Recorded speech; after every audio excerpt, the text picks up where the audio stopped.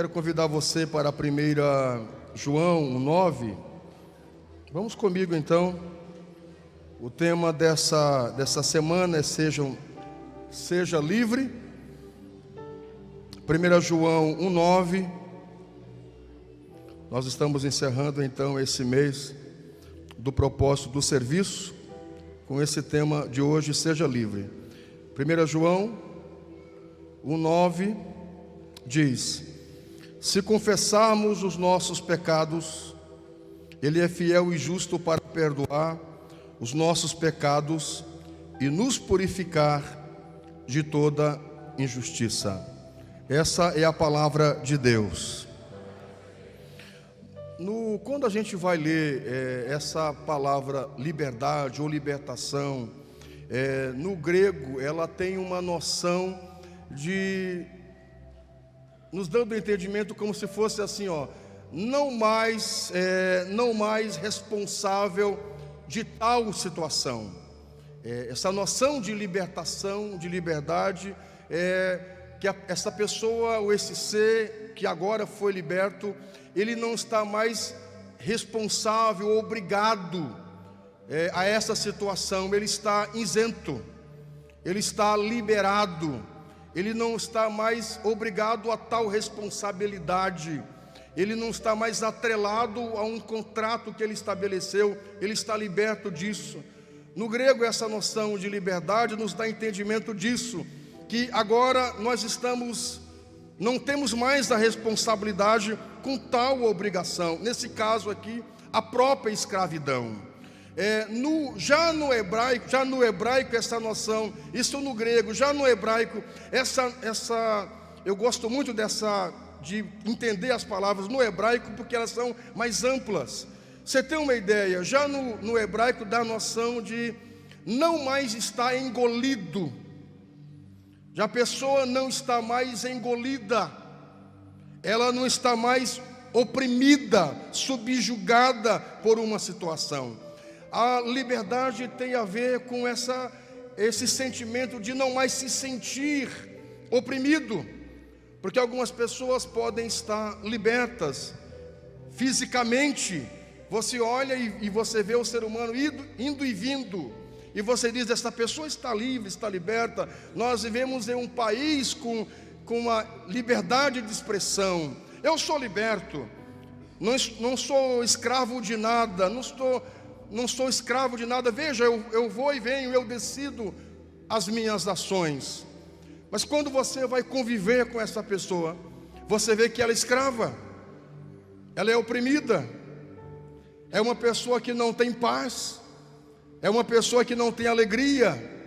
Ela diz no seu discurso que é liberta, mas quando você vai conviver com ela, é uma pessoa extremamente pesada, iracunda, adoecida na sua alma. Os pensamentos e os sentimentos que lhe cercam sempre são pensamentos e sentimentos os piores.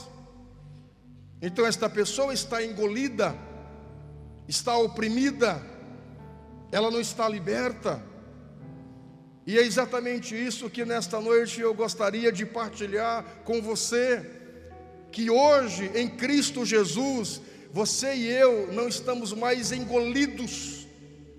Nós não precisamos ficar mais oprimidos pelo diabo, pelo pecado, por sentimentos ruins que nos aprisionam, nos sufocam, roubam a nossa felicidade, roubam a nossa alegria, roubam a nossa vontade de viver, de vencer, de desfrutar com a família que Deus nos tem dado, com os amigos que Deus nos tem dado. Hoje em Cristo Jesus, nós não estamos mais tendo que ter responsabilidade alguma, nós não estamos mais ligados, tendo alguma responsabilidade com o pecado, com o diabo, porque hoje em Cristo Jesus nós estamos libertos. É uma boa notícia.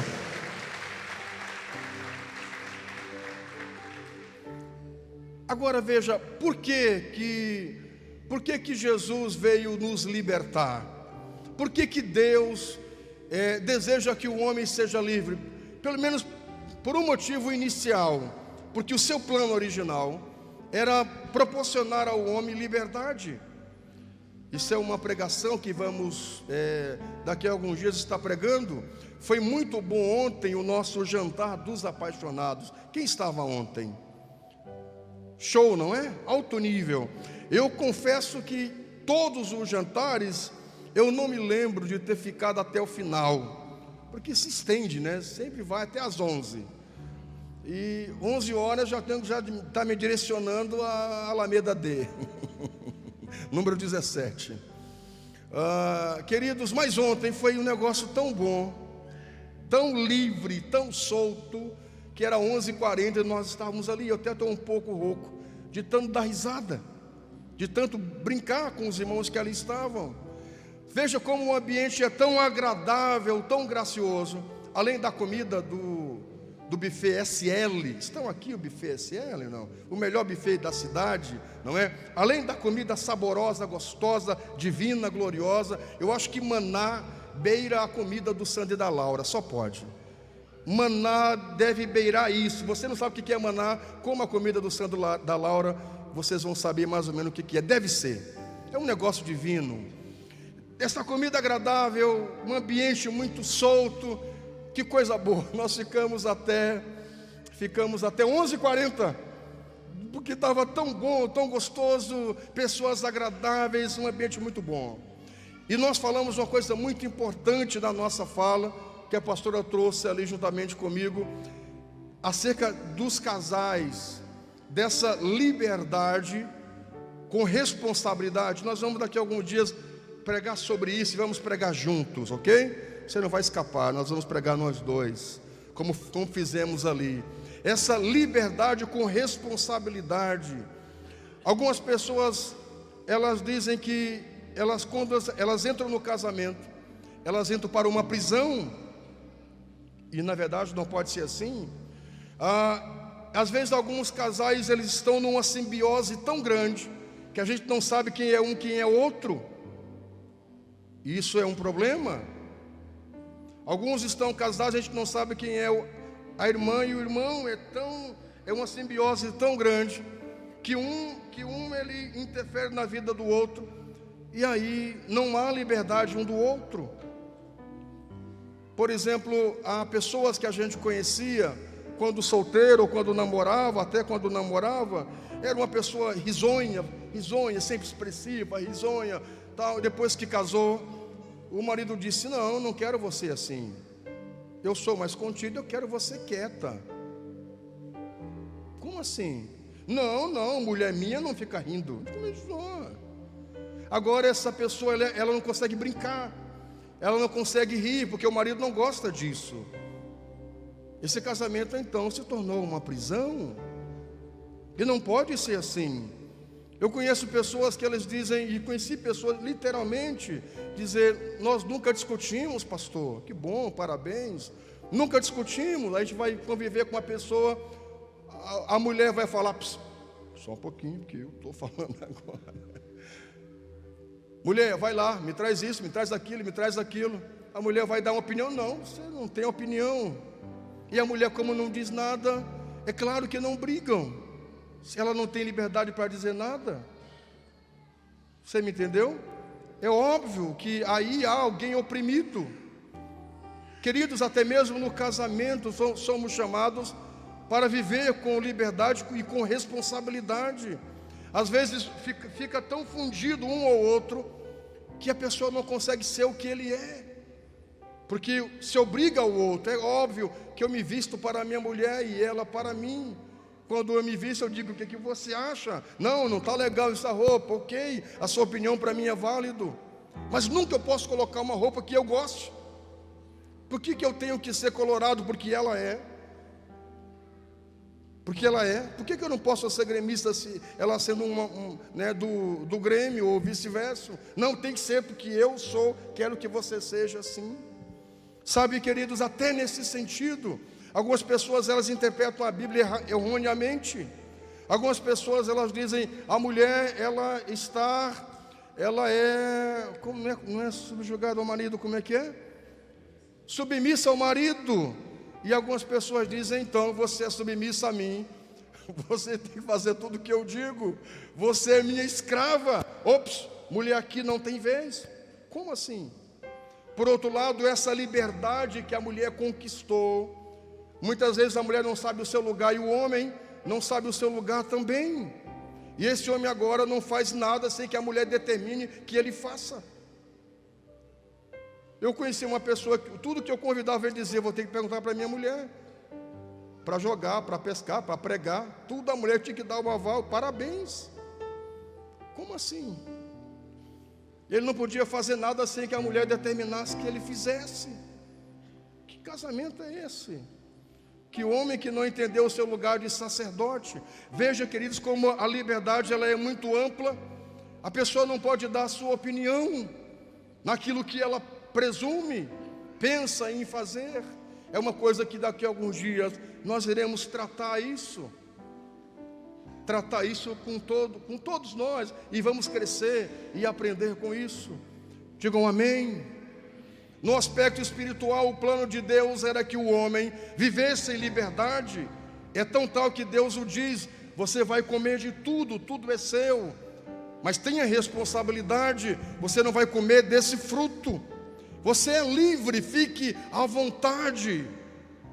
O plano original de Deus é que o homem sempre fosse liberto, não fosse subjugado a nada. Ao contrário, ele fosse o homem e exercesse o seu lugar na natureza, conquistando, cuidando, nunca oprimindo. Quando você lê que o homem iria dominar sobre as aves do céu, sobre os peixes do mar, sobre os animais da terra, não pense dominar no sentido de subjugar, mas traduz a palavra para cuidar.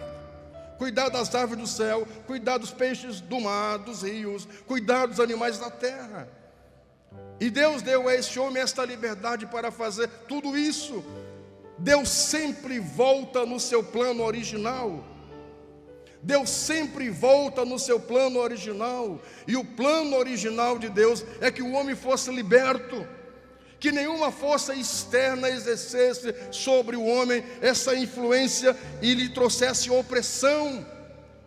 Mas aí esse homem não sabe atuar com a sua liberdade.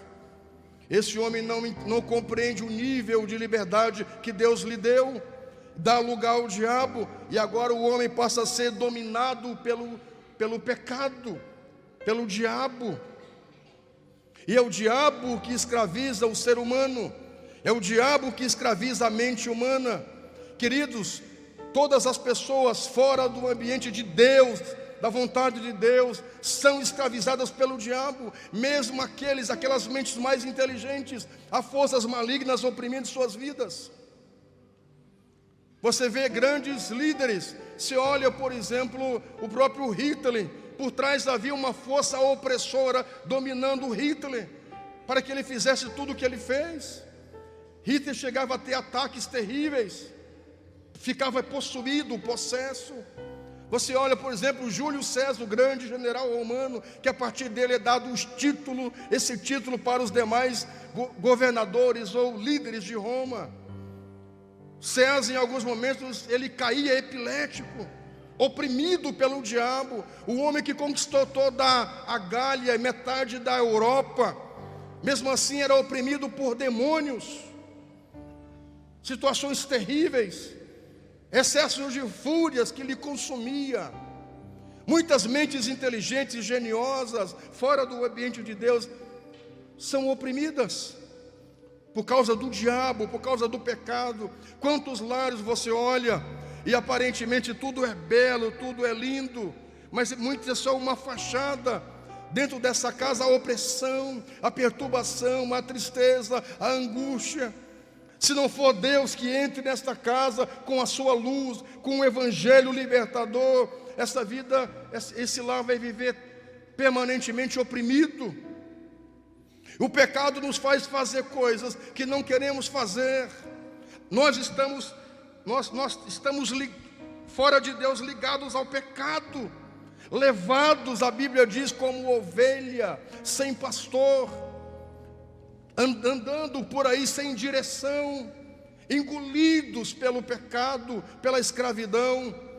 até que vem Jesus, até que venha o Senhor Jesus para demonstrar, para refazer, ou para trazer de volta o homem ao plano original que Deus tinha estabelecido no Éden. O primeiro Adão falha, não consegue compreender, viver na sua amplitude o plano original, libertador de Deus. Mas o segundo Adão, que é Cristo, ele consegue. E quando Jesus começa o seu ministério, é lá em Lucas capítulo 4, e aonde Jesus está? Jesus está no deserto, sendo tentado pelo diabo, e o diabo vem com as suas artimanhas para novamente escravizar o homem, para reafirmar sua escravidão, querendo impor as suas artimanhas sobre o Cristo.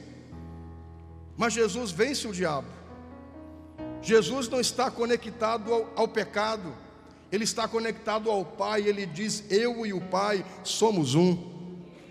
Não mais conectado ao pecado, não conectado ao diabo, não conectado ao mundo. Jesus está conectado com o Pai. Você pode aplaudir o Senhor? O faça com alegria. Aleluia. Escute uma coisa: Jesus vence o diabo. A partir dali, toda pessoa que se voltar para Jesus pode alcançar nele libertação, liberdade. Toda pessoa. Pela manhã eu dizia, trazendo o tema sobre a lei do reconhecimento, eu dizia sobre o ladrão da cruz. Aquele ladrão da cruz que, quem sabe, a vida toda teve uma vida desregrada, uma vida sem propósito. O propósito dele era roubar, era cometer delitos. Até que nos últimos instantes em que ele está prestes a morrer, ele olha a Jesus e reconhece Jesus. O outro, seu companheiro, vai dizer: se você é o Cristo, ele não reconhece, ele supõe, ele joga, ele brinca, ele zomba de Jesus. Se você é o Cristo mesmo, te salva e salva nós também. Ele está brincando, está zombando, ele não está levando Jesus a sério, ele não está reconhecendo Jesus, ele não quer libertação, ele está barganhando, quem sabe a vida inteira. Esse foi só o que fez, barganhar. Mas o outro não. O outro ladrão reconhece Jesus, ele diz ao seu amigo: nós merecemos estar aqui, esse nada fez, nós merecemos estar aqui, esse é inocente. Eu dizia pela manhã que a inscrição que os romanos colocaram no alto da cruz de Jesus, Jesus, rei dos judeus, foi como um sinal de zombaria, de brincadeira, de gozação. Mas o ladrão da cruz reconhece aqueles dizeres, aquelas iniciais, como sendo uma verdade. Escute uma coisa: para algumas pessoas, vir à igreja é uma perda de tempo, é uma loucura, é uma bobagem. Mas se você leva isso a sério, se você entende que vir aqui não é cultuar a homens ou cultuar a si mesmo, se você compreende e a sua visão é que vindo aqui, você está vindo se encontrar com Deus, você vai se encontrar com Ele.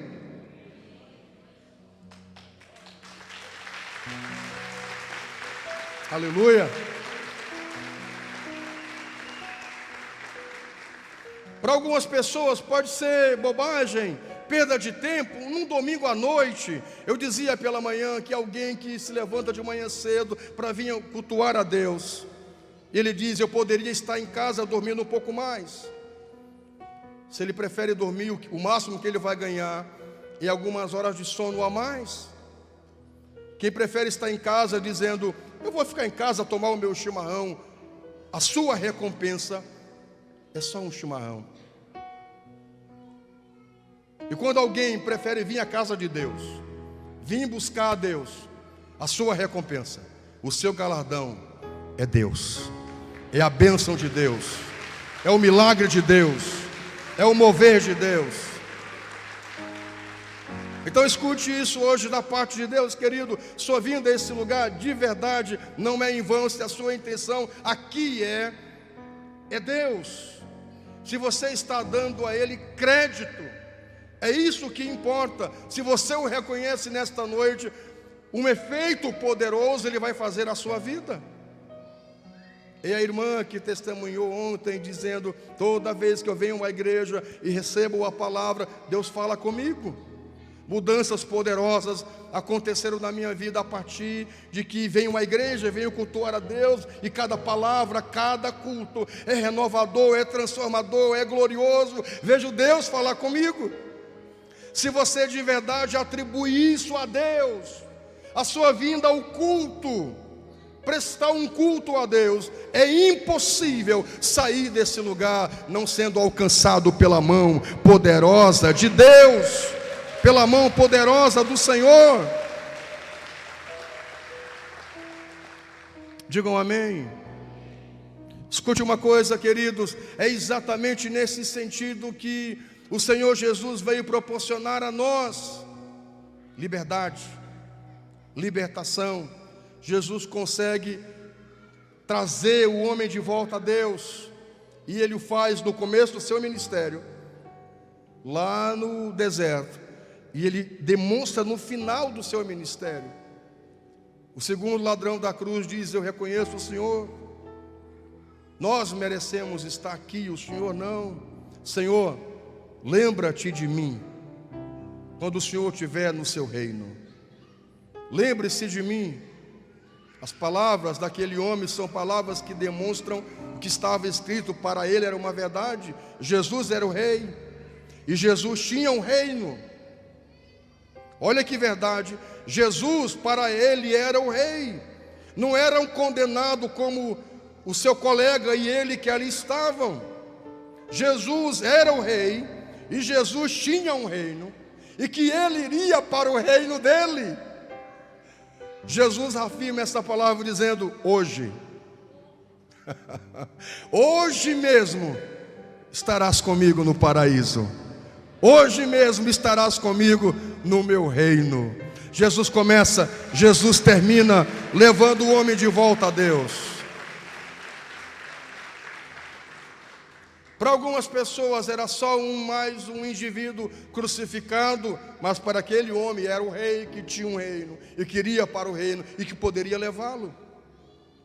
Para alguém aqui nesta noite é só mais uma igreja, só mais um local de adoração. Para você, esse é o lugar aonde Deus fala. Para algumas pessoas é mais um lugar para passar um tempo, para vir aqui ouvir uma palavra, cantar alguns hinos. Mas quem sabe para você, esse é o lugar que você quer ouvir a voz de Deus. Pois bem, Deus falará contigo. Deus já está falando contigo nesse lugar.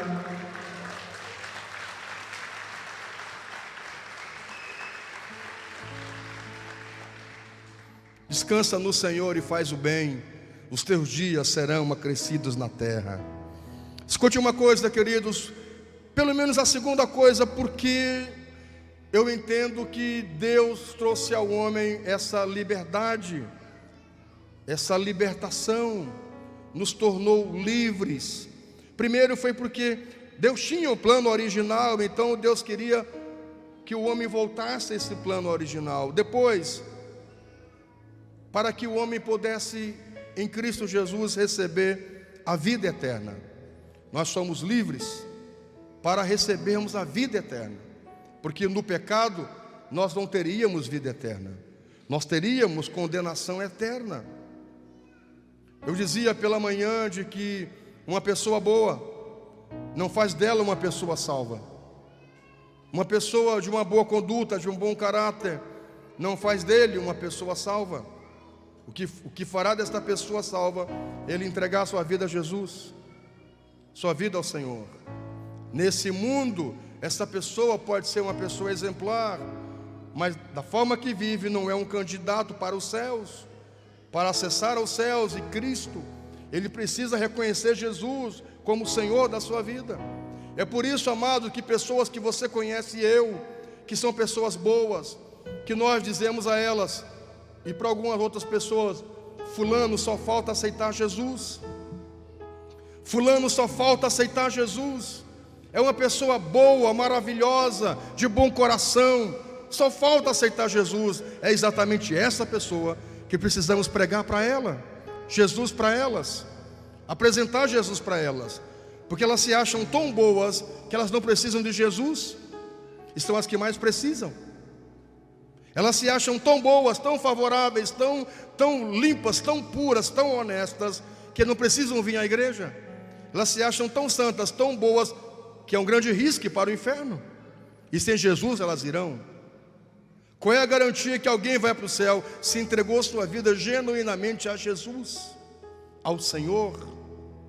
Nós, como igreja de Deus, precisamos levar o Senhor a essas pessoas, não só aqueles que a sociedade os discrimina e já é visível que são pecadores, mas aqueles que aparentemente não são, mas são, porque todos sem Jesus são.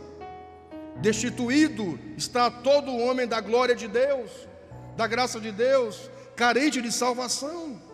Nós precisamos levar a mensagem do reino a essa pessoa. Esta pessoa poderá só ser salva e alcançar a vida eterna em Cristo Jesus. Segundo motivo que Deus nos libertou do pecado em Cristo Jesus e nos deixou livre, é para que hoje nós pudéssemos caminhar não mais na direção do inferno. Outrora nós caminhávamos rumo ao inferno, à condenação eterna. Mas hoje e ontem, domingo passado, no dia em que você aceitou Jesus, você começou a caminhar para os céus. Você começou a caminhar na direção do reino. E para mim não me interessa se vai ser nos céus, numa cidade santa, a Nova Jerusalém, nas nuvens, não sei aonde, se vai ser numa terra restaurada. O que me importa é estar para sempre com o Senhor. É isso que me interessa. Para você também, se você o crê, louve ao Senhor, porque Ele merece toda a glória, toda a honra, todo o louvor. Digam amém. Na ressurreição do Senhor Jesus, Ele demonstra ao ser humano em que o túmulo não é nossa prisão, o inferno não é nossa prisão, o lago de fogo não é o nosso lugar final. Na ressurreição de Jesus, Ele demonstra que o que Ele tem para nós é uma liberdade eterna, não só nesse plano em que vivemos, humano, mas uma liberdade eterna. A Bíblia vai dizer: se em Cristo Jesus nós ressuscitamos com Ele, nós também temos o direito a ressuscitar com o mesmo grau de honras que Jesus teve ao ressuscitar, com o corpo glorificado, não mais sujeito às intempéries desse mundo, dessa vida, doenças, enfermidades, cãibras, dores, mal-estar. Agora teremos o corpo permanente glorificado, assim como Jesus o tem depois que ressuscita. Foi para a vida eterna que Jesus te trouxe libertação. Uma das grandes, não é sacada, não é essa palavra certa, é um dos grandes trunfos que a igreja teve na Idade Média. Nós ouvíamos documentário nesses dias, e que conquistou os povos bárbaros, era essa coisa da vida eterna, prometida em Cristo Jesus. Essa garantia de que em Cristo Jesus você tem a vida eterna. Então, o apóstolo Paulo vai dizer que os sofrimentos desse mundo, que as coisas desse mundo, as lutas desse mundo, elas não se comparam com o que Deus tem preparado para nós na vida eterna. Aleluia, aleluia. Olhe, se você leva uma vida regalada, uma vida abundante, se você se sente bem nesse mundo, está tudo dando perfeito para você, tudo está dando certo, que bom.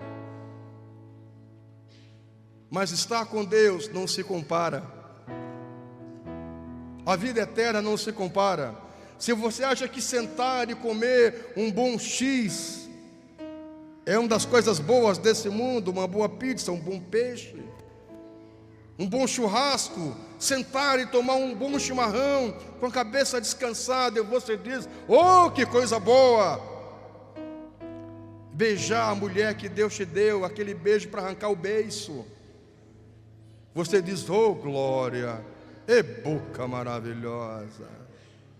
Você pensa então estar com Deus. Se você olha os seus filhos e diz: são anjos, são maravilhosos, os amores da minha vida, as coisas mais lindas que Deus poderia me dar. Tudo isso é maravilhoso, mas não se compara com o que Deus tem para nós na vida eterna. Você olha você e diz: tudo para mim é terrível. Eu me conheço debaixo de luta. É luta, é luta, é provação, é dificuldade. Eu não consigo tomar um mate, é doença, é enfermidade, é o desemprego, é uma provação, é guardando aqui para poder ter amanhã. É uma vida de luta, de dificuldades, é aqui, é lá, sabe? Os filhos não são os mais belos da vizinhança. Para mim é, mas para meio mundo acha que não é. A minha mulher não é essa coisa que eu esperava que fosse. Esse homem que Deus me deu é mais uma carga do que um apoio. Ai, meu Deus do céu, é mais uma cruz do que um suporte. Tem que carregar esse homem aqui, essa mala sem alça. Queridos, mesmo que você que tenha, quem sabe nesse momento, talvez esse não é o que Deus tem para nós permanentemente, mas é claro que as aflições virão, e quem sabe você é uma pessoa de aflição, que tem passado por aflições. Escute uma coisa: elas não serão permanentes. Há uma esperança com Deus. Sabe, eu não conheci pessoa que passou por mais luta do que mamãe, sinceramente. Em vida eu não conheço ninguém que tenha passado mais luta do que ela. E eu sei que agora ela está com Deus, está desfrutando da presença de Deus. Eu tenho convicção disso. Sabe, toda a sua vida, desde quando casou, já foi debaixo de lutas, de luta, toda a vida. Poucos momentos eu vi ela desfrutando. Você sabe que para mim os melhores momentos dela foi quando morou conosco, que a pastora cuidou muito bem dela, cuidou muito bem. O que eu tenho na minha mente que os melhores anos da minha mãe foi quando morou conosco, que a pastora cuidava dela, sabe? Que eu vi ela rir muitas vezes, brincar muitas vezes, fazer graça, sinceramente. E logo depois veio o AVC, e outro AVC, e a camada tal. Mas eu sei que tudo isso foi passageiro, já passou. Ela está com Deus. Então escute uma coisa: suas lutas não é motivo para você tirar a sua vida. Suas lutas não é motivo para você murmurar. Suas tribulações não é motivo para você não querer a Deus e a igreja, deixar de servir a Deus. Suas lutas são motivo para lhe aproximar mais ainda de Deus, porque suas lutas em Deus são passageiras. Um dia todos nós vamos estar com o Senhor, desfrutando da sua presença, da sua alegria permanente.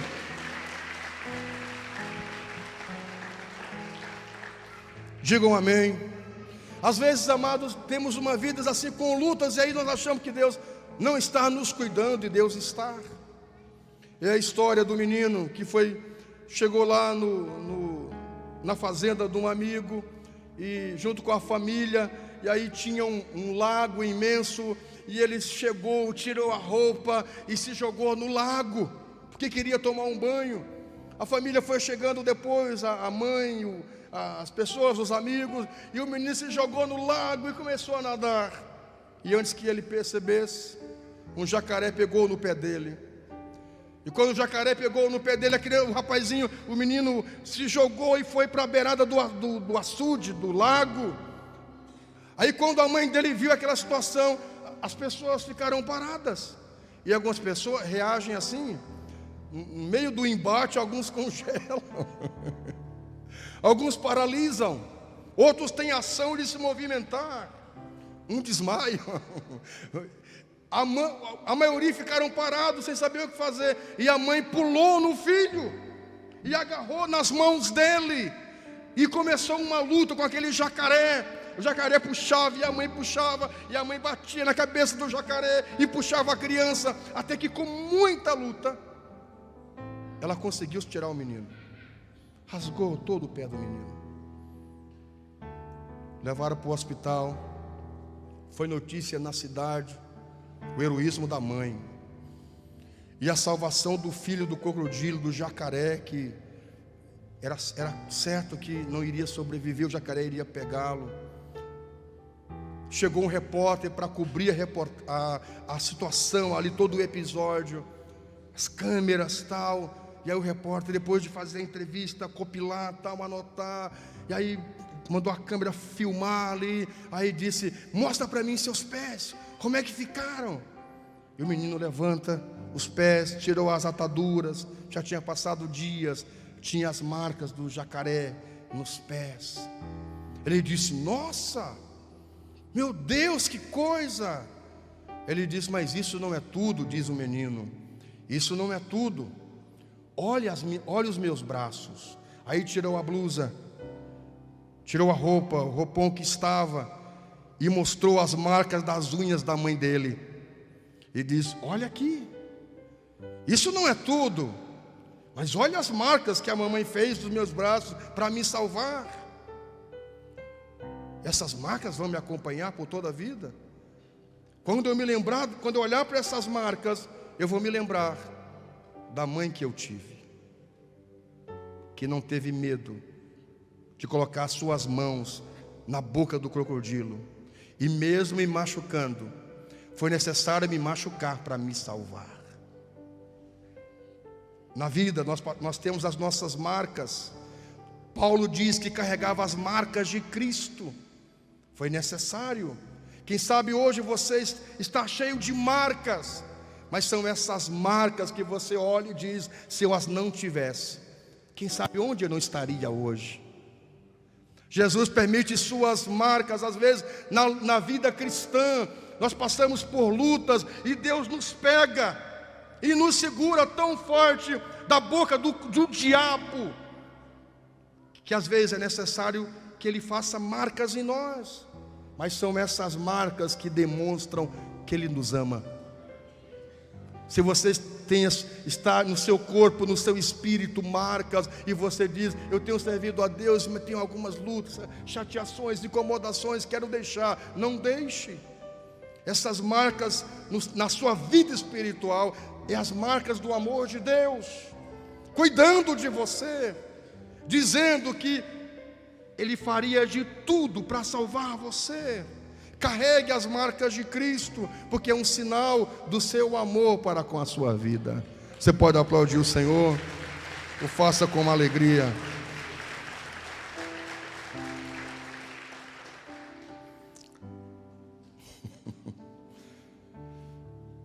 Que palavra especial. Eu tinha tanta coisa para dizer a vocês. Por exemplo, Jesus veio nos libertar dos demônios. Eu poderia citar o gadareno e toda a sua trajetória, mas por fim quero encerrar dizendo a você, para mim pelo menos, o terceiro motivo porque na qual Jesus veio nos libertar e nos trazer liberdade, para que você use a sua liberdade para servi-lo melhor. Olhe para mim, você querido, por favor, olhe para mim, preste atenção. Use a sua liberdade em Cristo Jesus para servir o Senhor melhor. Outrora, escravizados pelo pecado, nós não poderíamos servir a Deus de forma excelente. Alguns o serviam de forma errônea, errada, às cegas, servindo outro Deus, achando que estava servindo a Deus, fazendo oferendas, sacrifícios, achando que isso era a Deus, o Senhor dos céus. Estavam iludidos, enganados. Hoje foi tirado a venda, foi tirado o véu, e hoje você pode servir ao Senhor com toda a liberdade da sua vida. Use a sua liberdade para pregar o Senhor. Use a sua liberdade para melhor servir a Deus. Por que duas pessoas se casam? Para melhor servir a Deus. Use a liberdade que você recebeu de Jesus. Um dia você era escravizado do fumo, do álcool, da prostituição, da mentira, do ódio, da raiva, sentimentos lascivos, ruins. Hoje você está liberto. Use a sua liberdade para testemunhar aos outros. Use a sua liberdade para dizer aos outros: se comigo foi possível, com você também poderá ser. Se Jesus me libertou, você também poderá ser livre. Só quero ler um texto com você para me encerrar. Vamos lá, o texto de João 8, 31 e 32, por favor. João 8, 31 e 32. E eu vou encerrar com você. João 8, 31 e 32.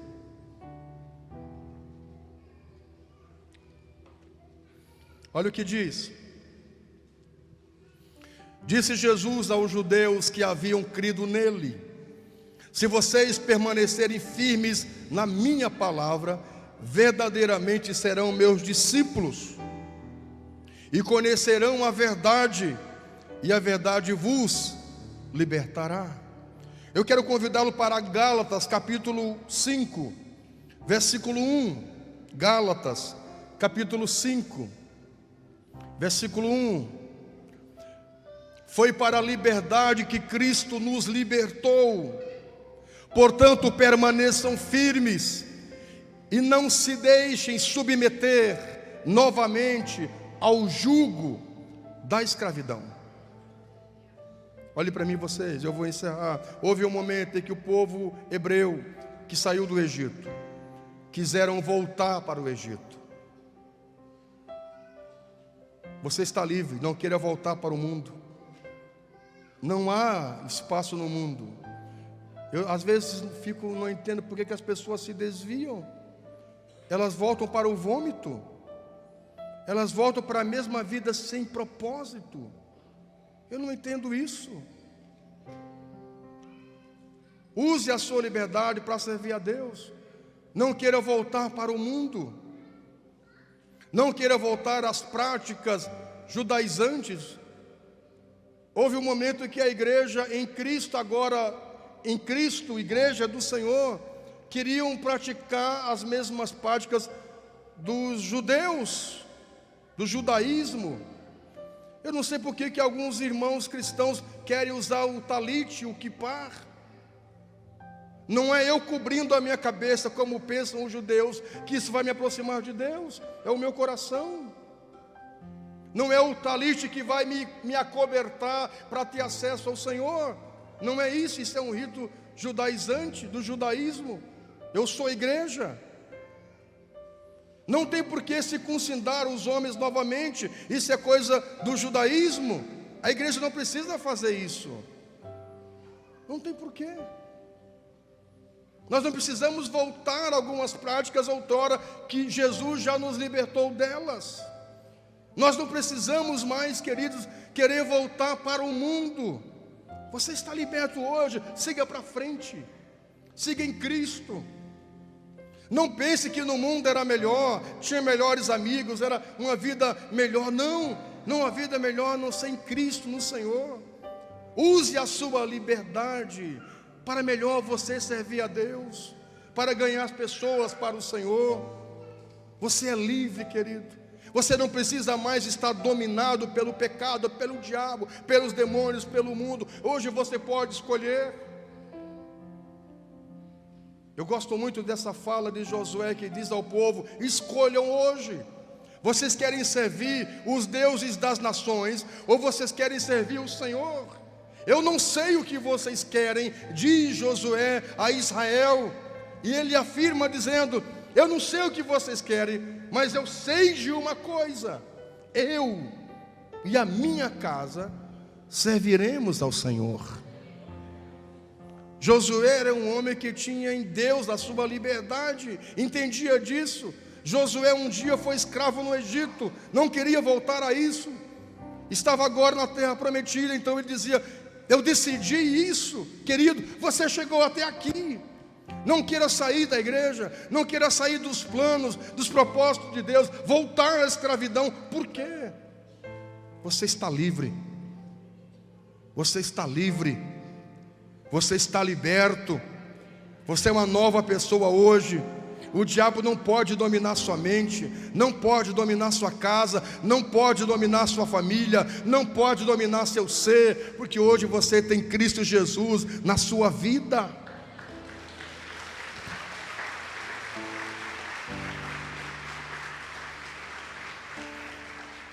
É a ovelha que foge do lobo. O lobo vai lá querer pegar a ovelha e vai, e a ovelhinha vai fugindo, e o lobo está ali no encalço da ovelha, e o lobo chega perto de uma igreja, chega perto do templo.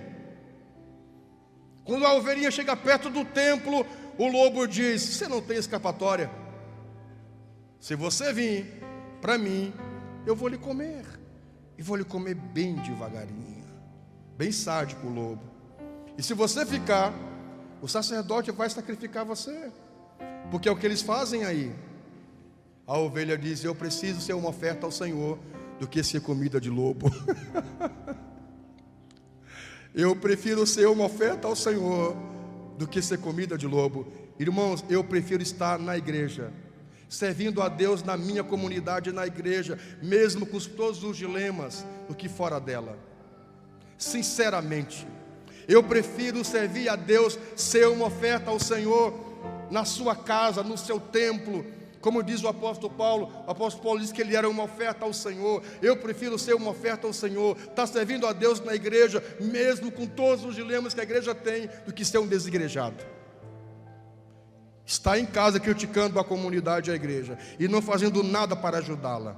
Eu prefiro ser uma oferta ao Senhor do que ser comida de lobo. Eu decido a minha vida, decida a sua vida, e nesta noite decida por Jesus, porque Ele já decidiu por você. Aleluia. Aleluia. Melhore o seu aplauso, melhore. É para o Senhor. Aleluia. Aleluia. Só os libertos, mais uma vez, vamos lá, em pé, vamos lá. Só os libertos, vamos lá, só os livres. Eu sou livre.